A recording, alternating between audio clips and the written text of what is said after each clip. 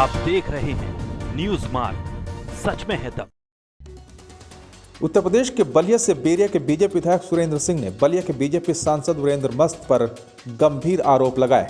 उन्हें भूमाफिया करार देते हुए सांसद पर जमीन हड़पने का आरोप लगाया। उन्होंने कहा कि जो लोग मर चुके हैं उनको जीवित बताकर उनकी जमीन को अपने पक्ष में कर लिया जाता है, जिसे प्रशासन से न्याय नहीं मिलता तो न्यायालय से न्याय मिला है। ऐसे कई व्यक्तियों की जमीन हड़पने का आरोप भी लगाया। विधायक ने आरोप के पक्ष में शिवपुरी निवासी विजय बहादुर, भगवानपुर निवासी रामबाबू यादव को भी पेश किया।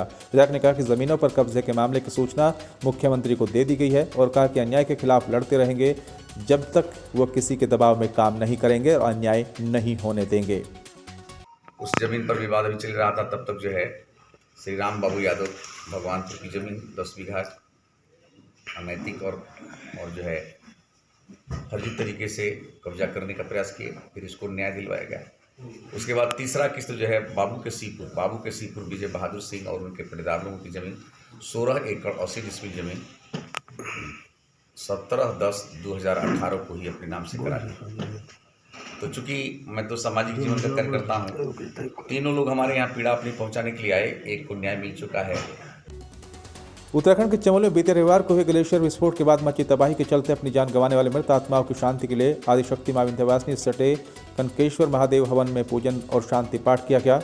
बाबा भोले के दरबार में जुटे भक्तों ने मृत परिवार के सदस्यों का हौसला मिले और फिर से नए उत्साह के साथ अपना जीवन शुरू करे। दरअसल आदिशक्ति मां विंध्यवासिनी सटेश्वर महादेव मंदिर में भक्तों ने उत्तराखंड के चमोली में ग्लेशियर के फटने के बाद मची तबाही में जान गंवाने वाले लोगों की आत्मा की शांति के लिए हवन, पूजन और पाठ कर श्रद्धांजलि दी। शांति पाठ के लिए जुटे शिव भक्तों ने कहा कि इस बड़ी त्रासदी में मरने वाले लोगों को न केवल आत्मा को शांति मिले बल्कि उनकी मौत से दुखी परिजनों की भी हौसला अफजाई हो।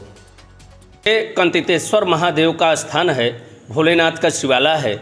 यहाँ पर जो चमोली उत्तराखंड की त्रासदी में जो लोग वो ग्लेशियर जो फटा है उससे जो लोग मृत हो गए हैं उनके आत्मा की शांति के लिए हम लोग यहाँ पाठ किए हैं, पूजन किए हैं, हवन किए हैं और ये भोलेनाथ से प्रार्थना किए हैं कि जो लोग चले गए उनकी आत्मा को आप शांति प्रदान करें और उनके परिवार में हौसला प्रदान करें।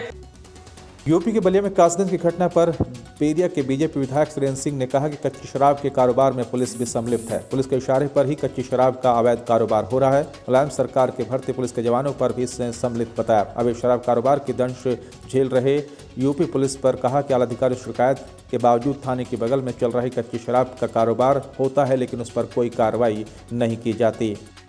पत्रकार जी, हकीकत यह है कि पुलिस के संरक्षण में जो भी ये सब घटनाएं हुई, शराब का, कच्चा शराब का तो धंधा पुलिस के संरक्षण में चल रहा है और कर्मचारी और कुछ अधिकारी हमारी सरकार को, पुलिस में तो अधिकांश जो है सपा के राज्य के कांस्टेबल भर्ती हैं और हमारी सरकार को बदनाम करने की नीयत से ऐसा सब संरक्षण देकर काम करा रहे हैं। लोभी स्वभाव है और मैं दुख के साथ कह सकता हूँ, दूसरे क्या बात करते हैं।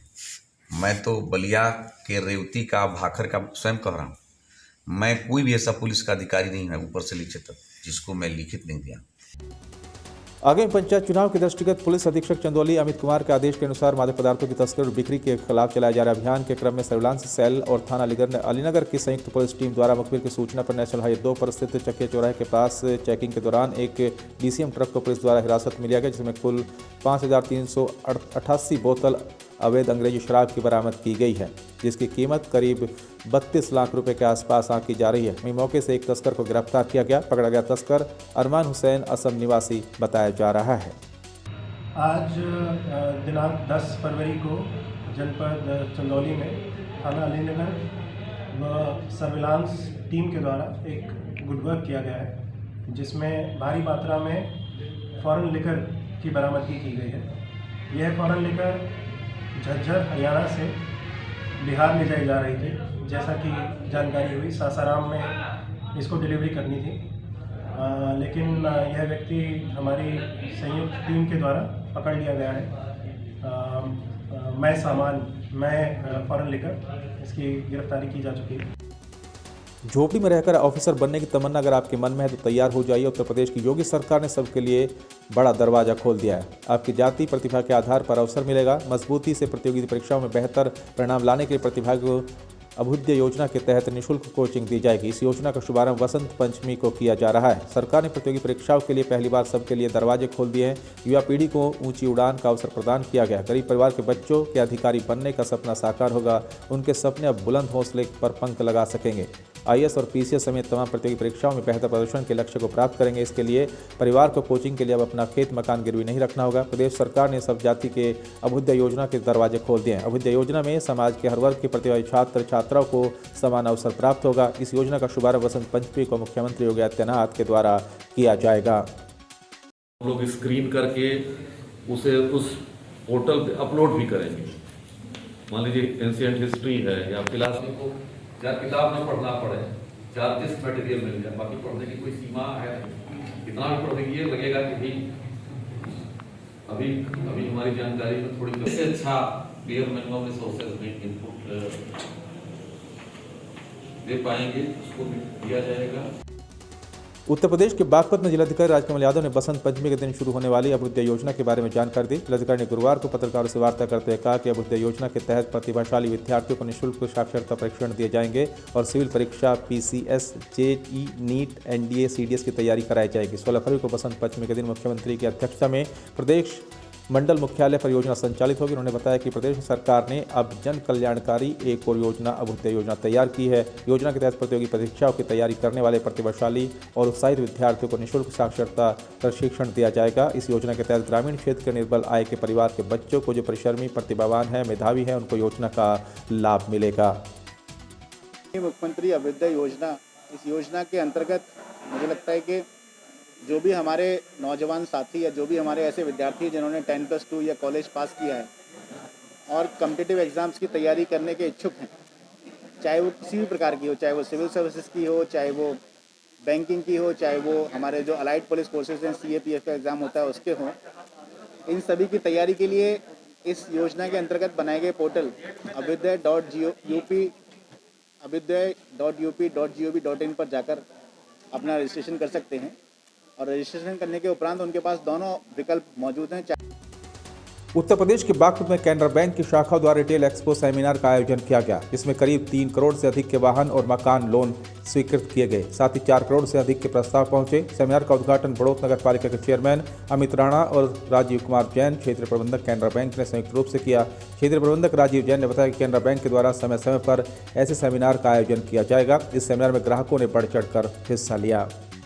ये हमारा रिटेल एक्सपो है जिसका आयोजन कैनरा बैंक के क्षेत्रीय कार्यालय, उसके अपने एक रिटेल एसेट हब और हमारी 55 शाखाओं के द्वारा संयुक्त रूप से किया जा रहा है।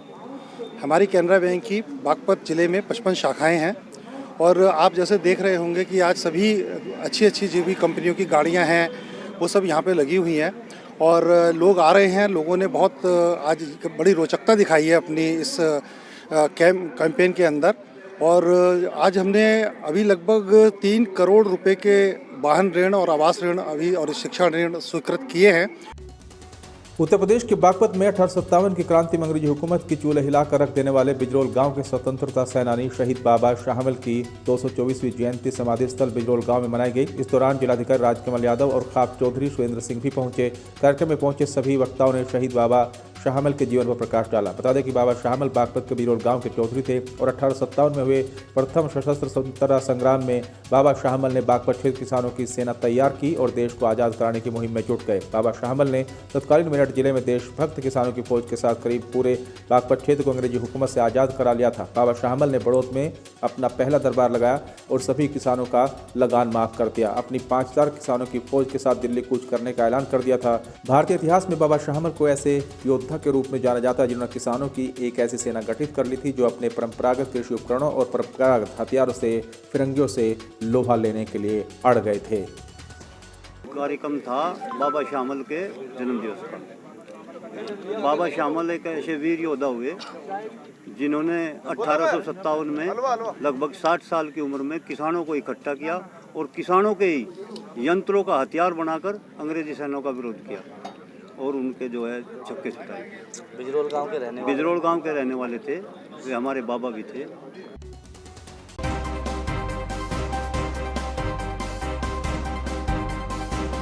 आप देख रहे हैं न्यूज़ मार्ग, सच में है तब।